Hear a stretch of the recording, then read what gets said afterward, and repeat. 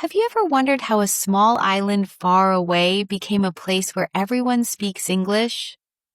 Imagine a bright city by the sea. People speak many languages at home. But in school, in shops, and in government, English is the main voice. This is Singapore's story.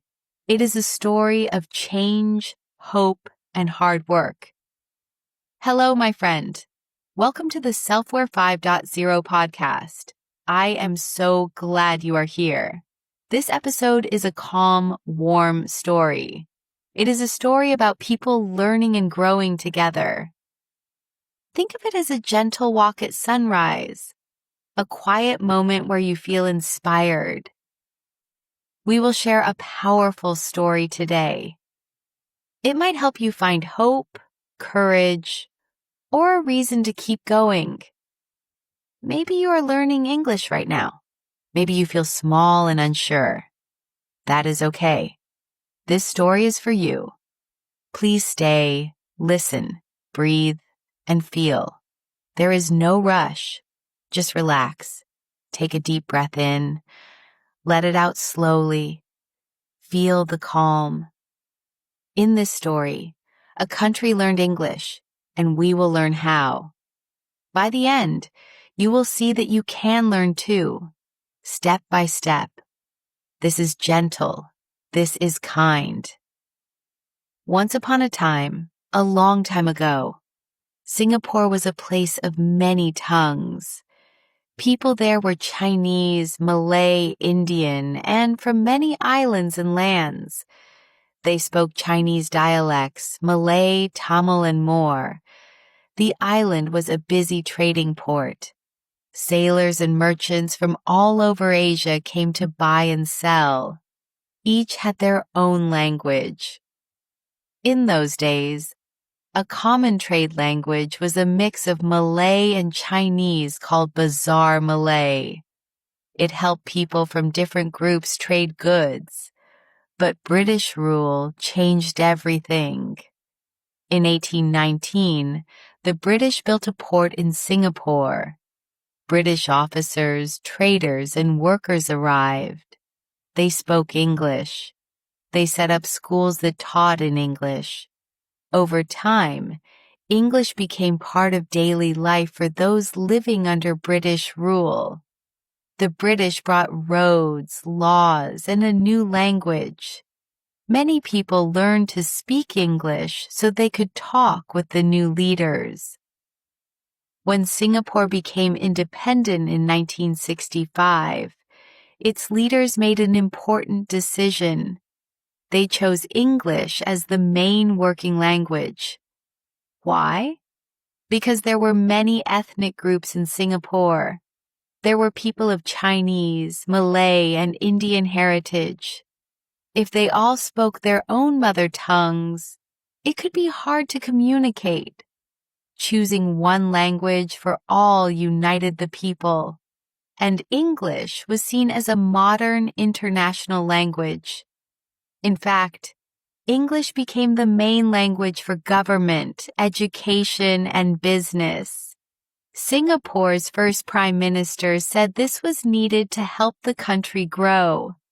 In her speech, President Halimah Yacob said, "Through the education system, we adopted a common working language in English. This means the whole country agreed to use English to work together. So today, English is the lingua franca of Singapore." That big word just means the common language people use to talk with each other. People in Singapore use English in daily life.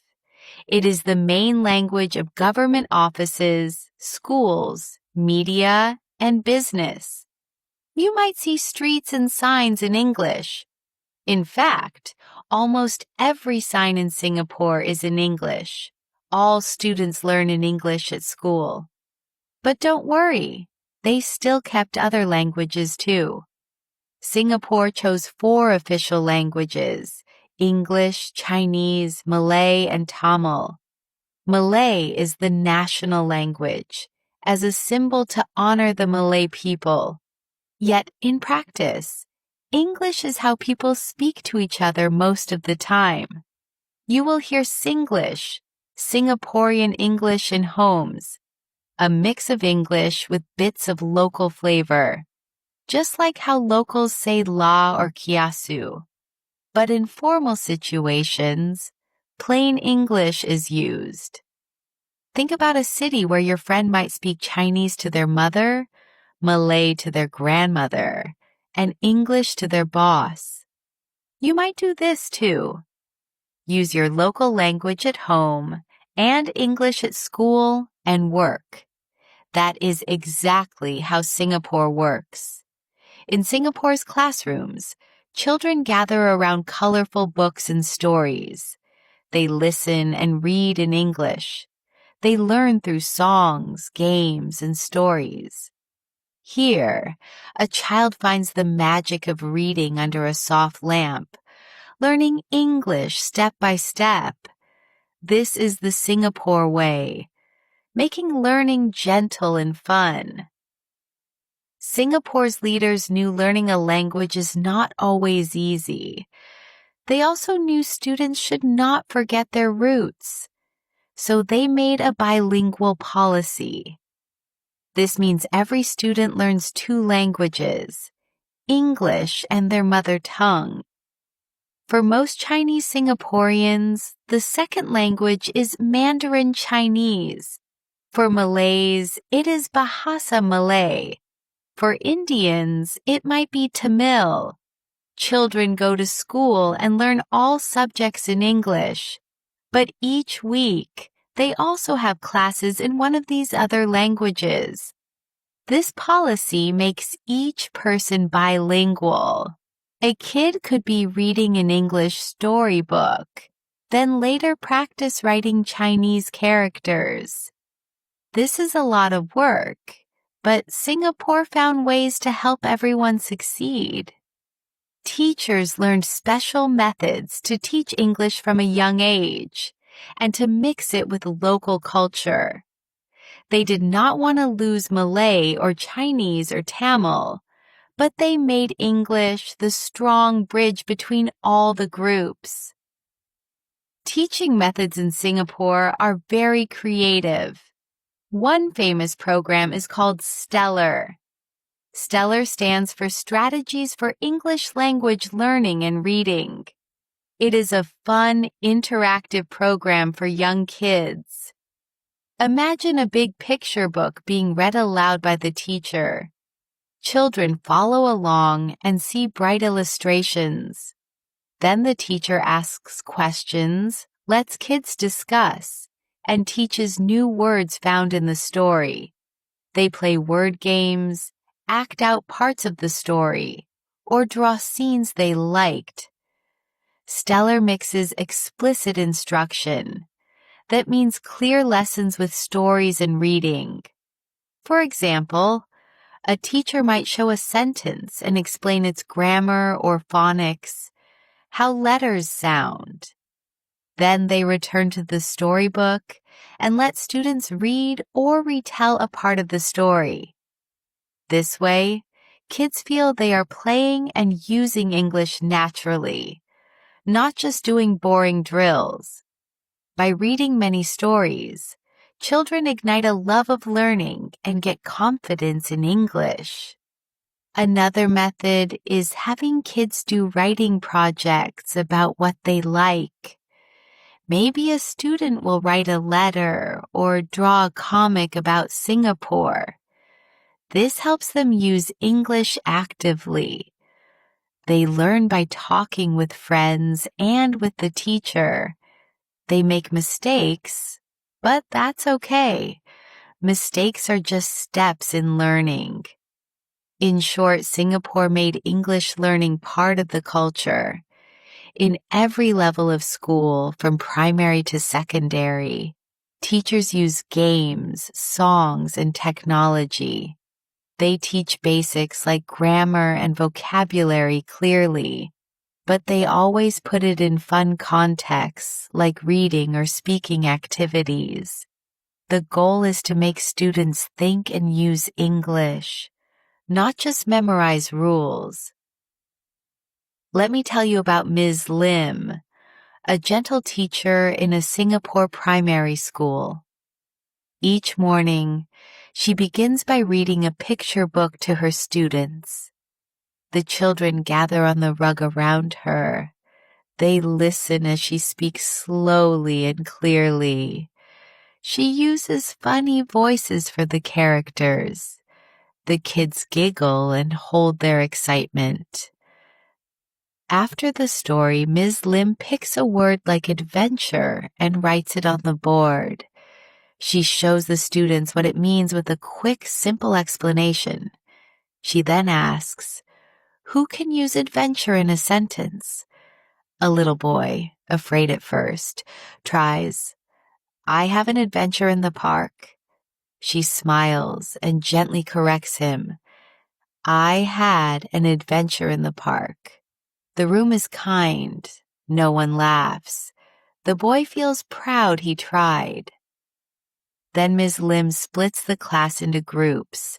They draw scenes from the story on big paper. They take turns speaking in English about their drawing. "In my picture, the cat is sleeping," says one girl. "Our cat is hungry," says another boy. They help each other. Ms. Lim moves around, encouraging soft voices. She quietly adds words if needed, or corrects with a whisper, never raising her voice. At the end, she plays a quick game. Each group acts out a part of the story in pantomime. The class watches. Everyone claps and cheers. Afterward, Ms. Lim says, "You did great. You spoke English very well today." A few students beam with confidence. This is how many teachers in Singapore weave English learning with kindness and fun. The children leave class happy, excited to come back tomorrow. So why did Singapore do all this? Because they saw English as a key to success. President Halima's words remind us, English was chosen so that everyone can work together and connect with the world. Singapore needed to trade and do business globally. By speaking English well, Singaporeans could do jobs in multinational companies, travel, and study abroad. English opened doors to technology, science, and ideas from around the world. The plan worked. Today, Singapore has one of the highest English proficiency levels in Asia. English radio plays, English TV channels are everywhere. Shops and menus are in English. Even though many families speak other languages at home, most parents make sure their children practice English. Their children are learning another culture through language, just as Singapore learned from the world. At the same time, because children learn their mother tongues too, they keep their heritage alive. Many Singaporeans grow up speaking English at school, Malay or Mandarin at home, and sometimes even Chinese dialects in the community. This makes them bilingual or even trilingual.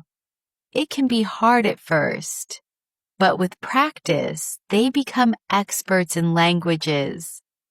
Learning two languages also has hidden benefits.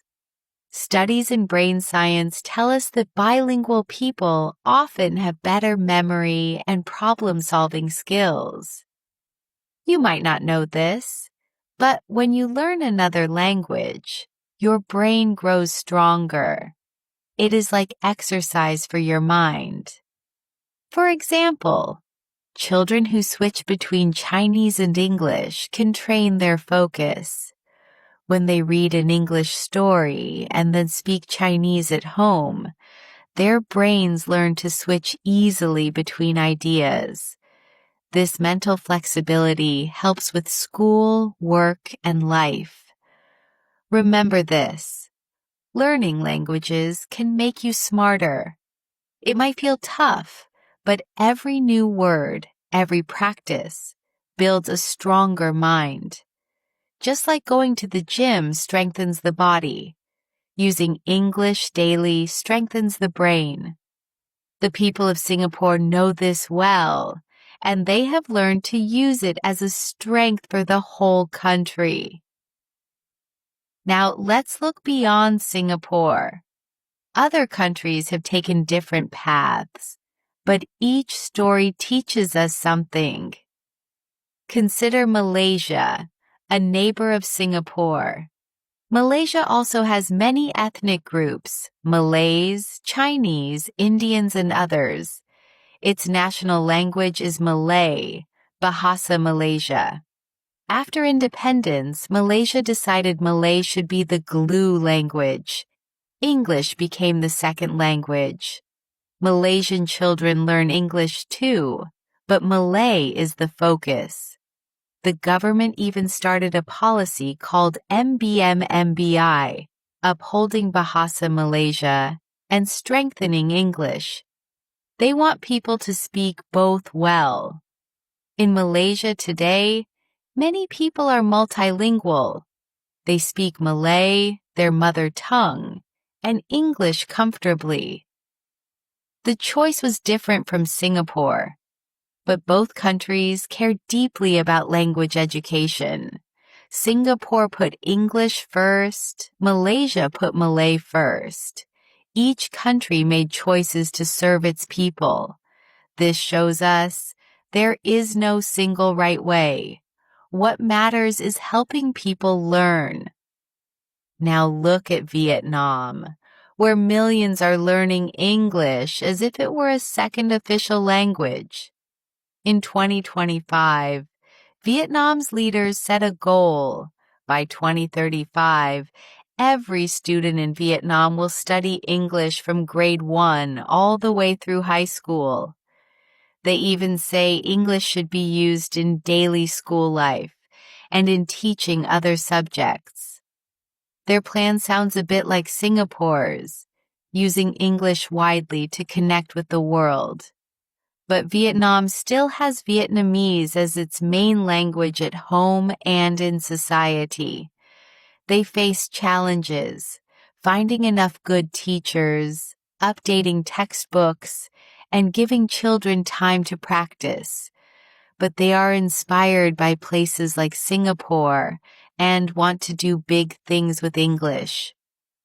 In the Philippines, English is also an official language alongside Filipino, Tagalog. Long ago, American rule in the Philippines introduced English in schools. By the mid-1900s, English was the primary language for education and government. Today, most Filipinos learn English in school and speak it at work. It helped the country connect with the U.S.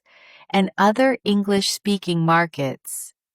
But now they focus on Filipino more at home. The Philippines shows another way, one local language and one global language living side by side. Even far away in Europe, children learn English early. In places like Sweden or the Netherlands, English starts in primary school.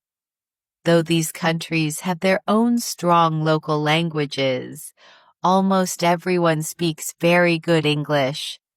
This is because of TV shows, internet, and education. They show us that immersion and daily use matter. Singapore's story is like that. Lots of English around the children, so they pick it up quickly. And what about you?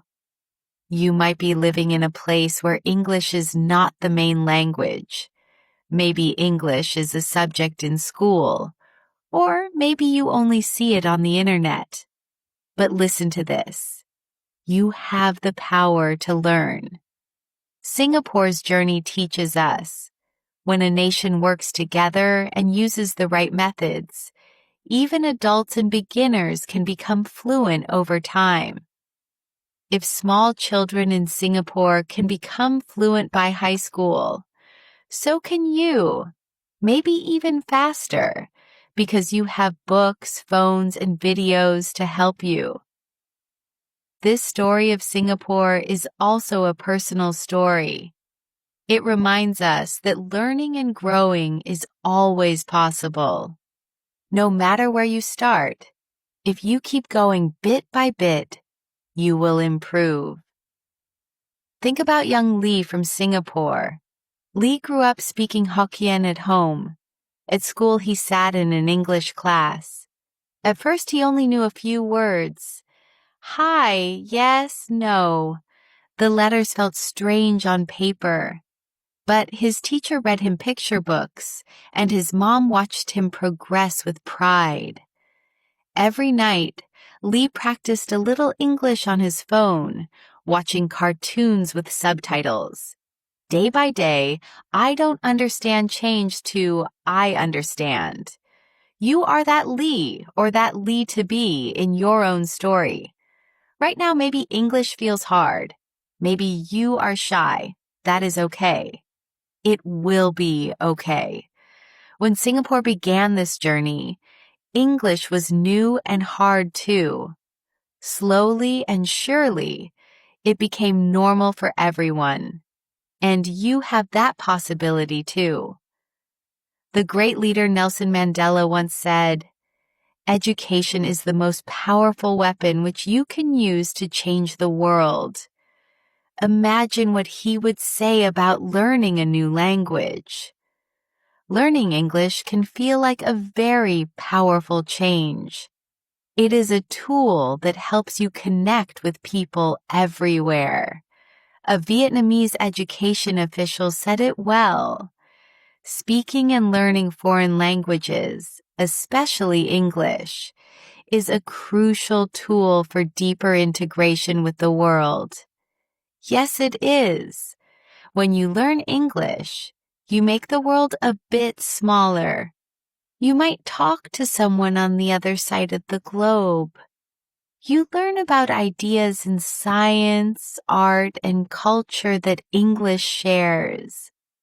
You could even find a teacher in Singapore online or a friend in America, or watch any movie without waiting for subtitles.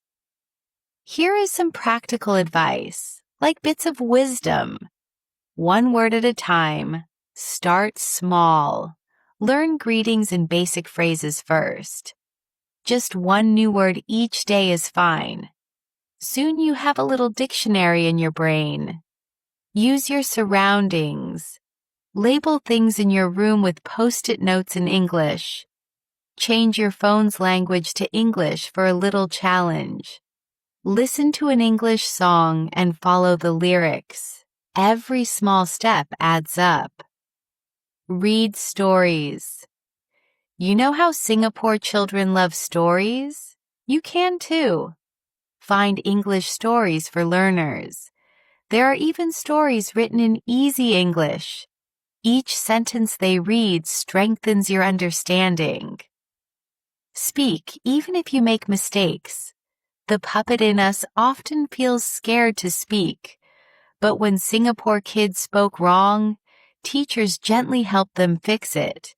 It's okay to mix up words. Every mistake is a stepping stone. Remember, mistakes are proof that you are trying. Keep trying, and you will improve. Find fun. Turn learning into a game. Play English learning apps or watch funny English cartoons. If you enjoy it, your brain learns better. Singapore's classrooms kept learning fun with songs, games, and drama. You can do it too with a smile. Pause for a second. Think about one time you felt proud of learning something new. Maybe tying your shoes or solving a puzzle. Remember that feeling. You can feel it again as you learn English. Let me share a quote from Lao Tzu, an ancient teacher. A journey of 1,000 miles begins with a single step. Every learner in Singapore took that first step when they learned hello or book. They took one more step when they practiced a sentence. Keep taking steps, and soon you will travel a long distance. Some people say, "I'm too old to learn a language." But countries like Singapore teach us that age is just a number. If a child can learn, so can a teenager, and so can you. One more thought. Learning a language is not just about grammar or tests. It also changes you. You become more confident. You open your mind to new ways of thinking. That builds your character and discipline. Imagine yourself in 1 year. You sit in a cafe in Singapore having tea. You open the menu and read it all in English. A friend shows up and you order smoothly, saying, "Thank you." The barista smiles at your good English. You smile back, feeling happy you came so far. This is your future if you keep at it. Singapore's story is unique, but there are common lessons around the world. Think about discipline and unity. Singapore got behind a plan. Leaders, teachers, and parents all pushed in the same direction. They created a system that helped every child. This shows how determination and planning can make big dreams real. In your life, you can also do this. Make a little plan. Maybe 10 minutes of English practice each day.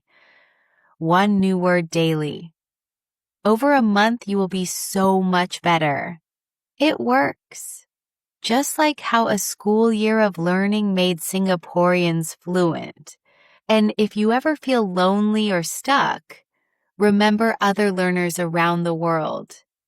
You are not alone. There are millions of English learners, from Warsaw to Jakarta to Buenos Aires. Many have felt what you feel. But like Singaporeans, many found ways to push through. Some joined clubs, language exchanges, or listened to calm podcasts, maybe even like this one, to improve. Let's not forget mental health. Learning is also a journey inside yourself. Some days you might feel tired. Some days you might feel excited by a new word. It's okay to rest. Take breaks. As you listen to this calm podcast, feel the healing energy. Deep learning happens with a calm mind. Be kind to yourself if you forget a word. Smile, breathe, and try again. Here is a gentle breathing moment. Inhale slowly. Exhale. Imagine stress flowing out as you do this. Your mind is clear to learn new things. We have come to the end of our story. Thank you for listening with me, friend. Remember, you matter and your journey matters. Just like Singapore grew bit by bit, you can grow too. You have learned about how a small, diverse country took a big step to speak English, to help its people succeed. You saw how children learn with love and creativity. You heard that other countries also work hard in their own ways. Now, reflect for a moment. What is one thing you can do tomorrow to learn English a little more? Maybe say one sentence out loud, or review a page of a story. It can be so simple. Think about it. Yes, even that small action is part of your story. Keep this truth close to your heart. You can change. Just like Singaporeans change their future with education, you can change yours with learning. Every step forward is a victory. Stay inspired. Keep believing in yourself.